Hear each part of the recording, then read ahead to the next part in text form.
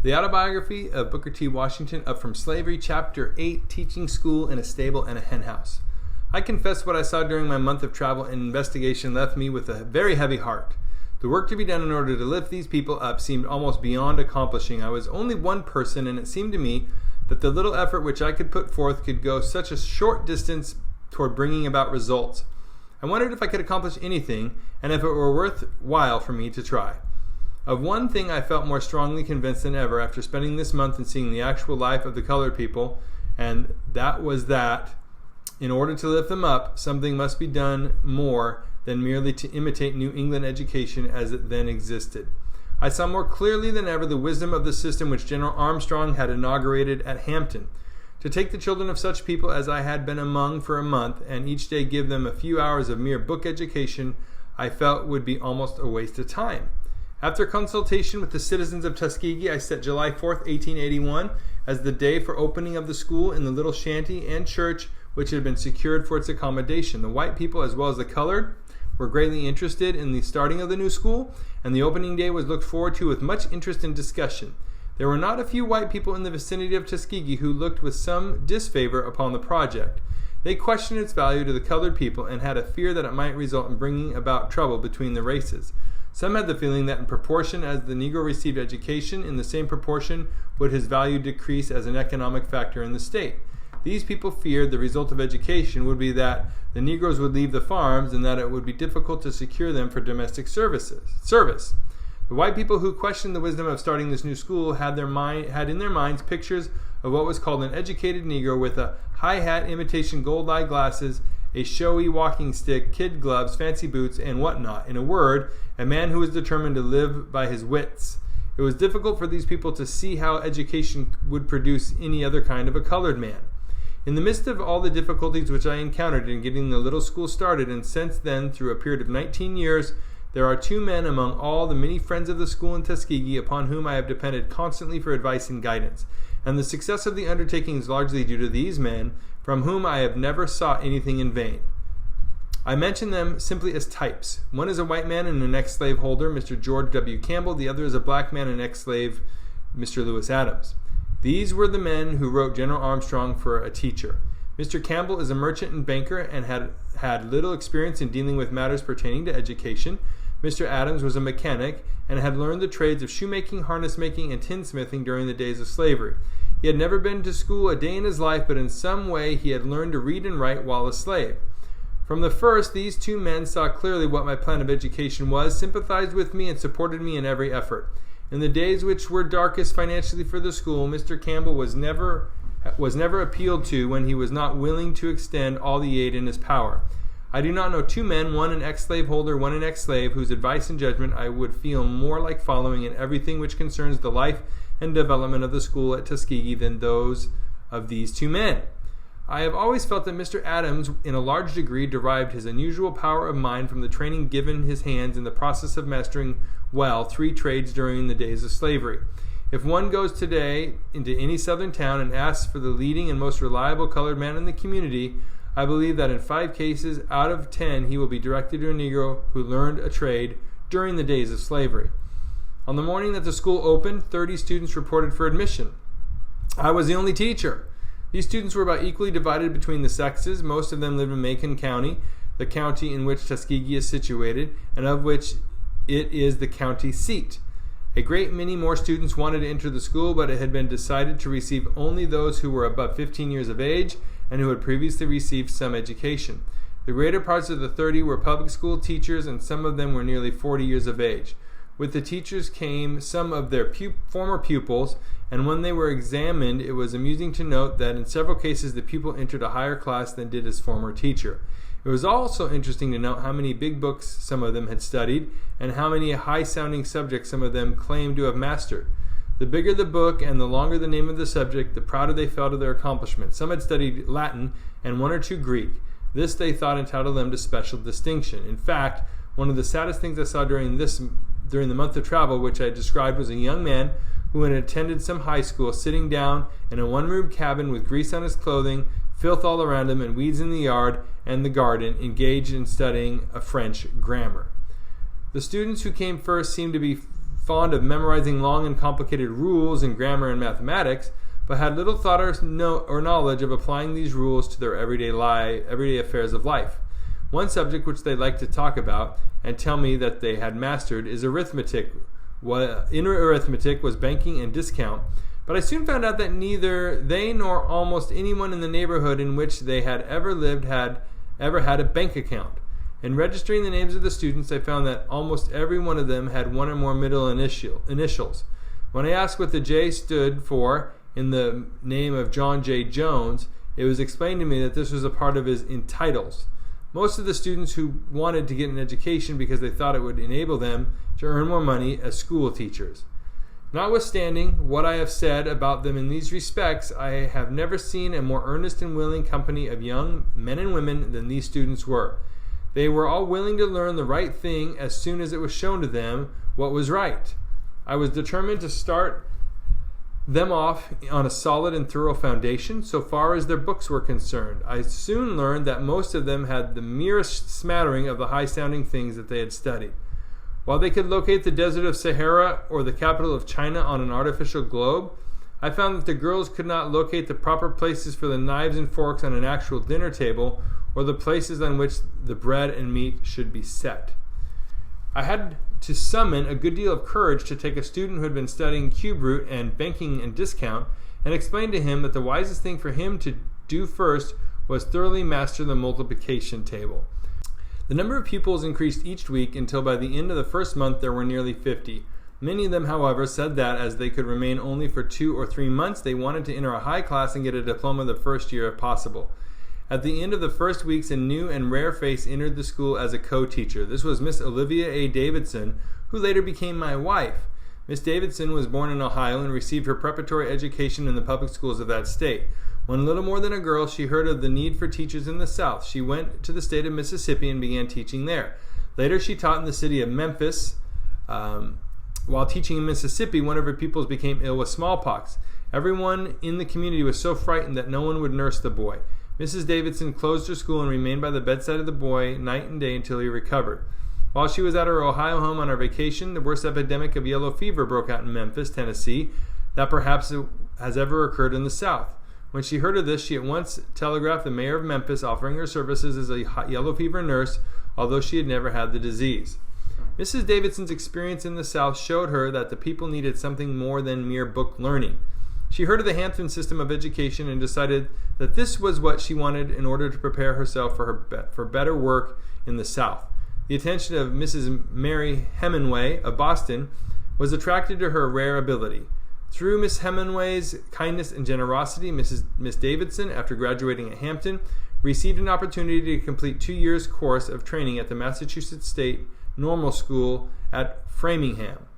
Before she went to Framingham, someone suggested to Miss Davidson that, since she was so very light in color, she might find it more comfortable not to be known as a colored woman in this school in Massachusetts. She at once replied that under no circumstances and for no considerations would she consent to deceive anyone in regard to her racial identity. Soon after her graduation from the Framingham Institution, Miss Davidson came to Tuskegee, bringing into the school many valuable and fresh ideas as to the best methods of teaching, as well as a rare moral character and a life of unselfishness that I think has seldom been equaled. No single individual did more toward laying the foundations of the Tuskegee Institute so as to ensure the successful work that has been done there than Miss Olivia A. Davidson. Miss Davidson and I began consulting as to the future of the school from the first. The students were making progress in learning books and in developing their minds, but it became apparent at once that if we were to make any permanent impression upon those who had come to us for training, we must do something besides teach them mere books. The students had come from homes where they had no opportunities for lessons which would teach them how to care for their bodies. With few exceptions, the homes in Tuskegee in which the students boarded were but little improvement upon those from which they had come. We wanted to teach the students how to bathe, how to care for their teeth and clothing. We wanted to teach them what to eat and how to eat it properly and how to care for their rooms. Aside from this, we wanted to give them such a practical knowledge of some one industry, together with the spirit of industry, thrift, and economy, that they would be sure of knowing how to make a living after they had left us.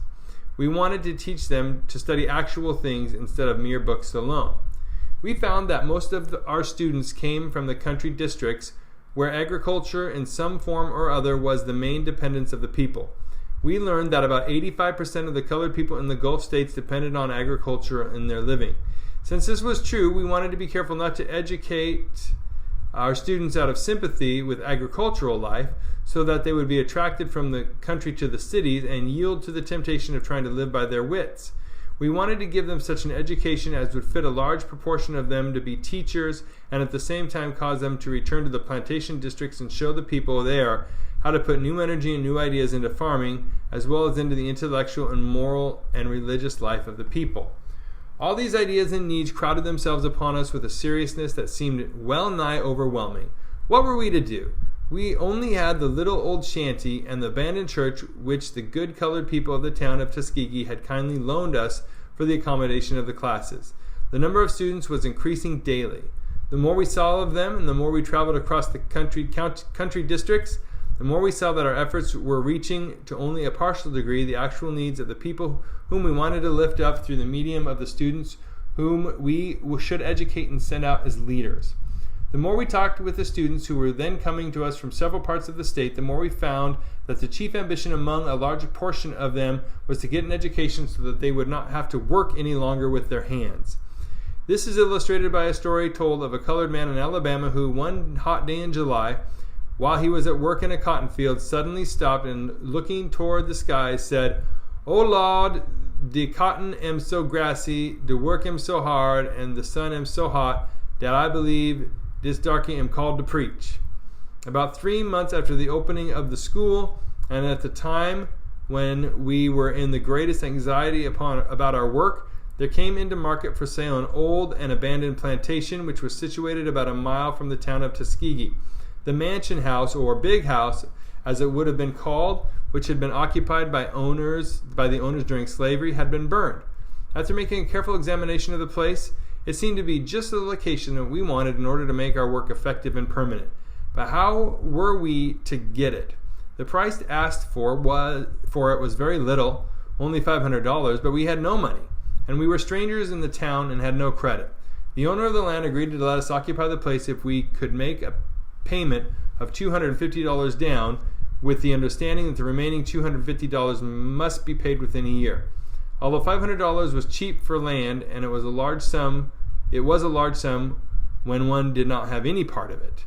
In the midst of the difficulty, I summoned a great deal of courage and wrote to my friend General J.F.B. Marshall, the treasurer of the Hampton Institute, putting the situation before him and beseeching him to lend me the $250 on his own personal responsibility. Within a few days, a reply came to the effect that he had no authority to lend me the money belonging to the Hampton Institute, but that he would gladly lend me the amount needed from his own personal funds.